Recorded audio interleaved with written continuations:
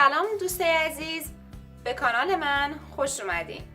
توی این ویدیو میخوام براتون یک مدل رولت گوشت رو درست کنم. امیدوارم که خوشتون بیاد. قبل از شروع اگر تا به این لحظه هنوز سابسکرایب نکردید لطفاً سابسکرایب کنید و بدونید که حمایت‌های شما مشوق من برای درست کردن ویدیوهای بهتره.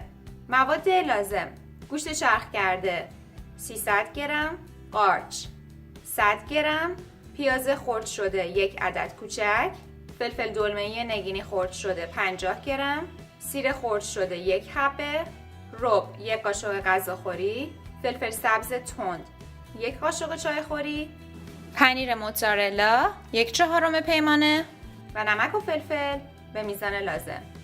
مقدار کمی روغن ریختم داخل تابه، داغ شده و پیازها رو به اون اضافه میکنم. حدوداً 2 دقیقه پیازها رو تفت میدم تا کمی سبک بشن و بعد سیر رو اضافه میکنم. سیر که کمی سرخ شد و بوی خامی اون رفت، گوشت رو اضافه میکنم. گوشت رو خوب تفت میدم تا کاملا رنگش عوض بشه و حالا رب رو اضافه میکنم. رب رو خوب تفت میدم تا کاملا رنگ باز کنه و بعد قارچ ها رو به همراه فلفل سبز تند اضافه میکنم. نمک و فلفل رو اضافه میکنم و در پایان فلفل دلمه‌ای. شعله گاز رو کم میکنم و به مدت 15 دقیقه اجازه میدم که سس گوشت کاملا جا بیفته. مایه گوشت آماده است. اجازه میدم که کمی دماش پایین بیاد و بعد رول گوشت رو میپیچم. من خمیر مورد نظرم رو هم باز کردم و آماده این هستش که مواد رو روی اون بریزم و اون رو رول کنم.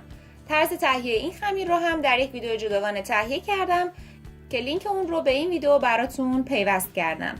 بعد از اینکه مایه گوشت رو ریختم، مقداری پنیر اضافه میکنم و خمیر رو رول میکنم.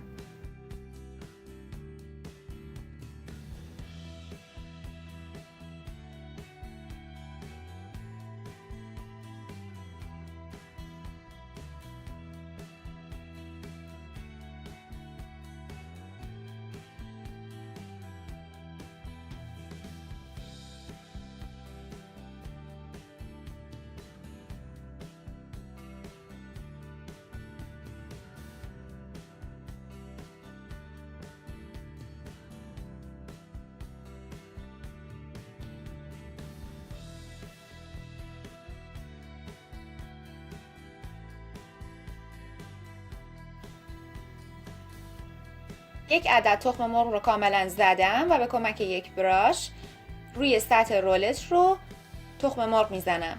همچنین مقدار کمی کنجد روی اون اضافه میکنم که این هم کاملا سلیقه‌ای هست.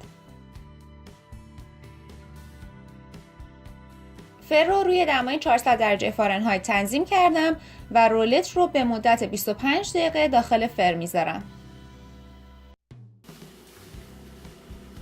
رولت گوشت آماده است. اون رو از داخل فر در آوردم و الان برش میزنم.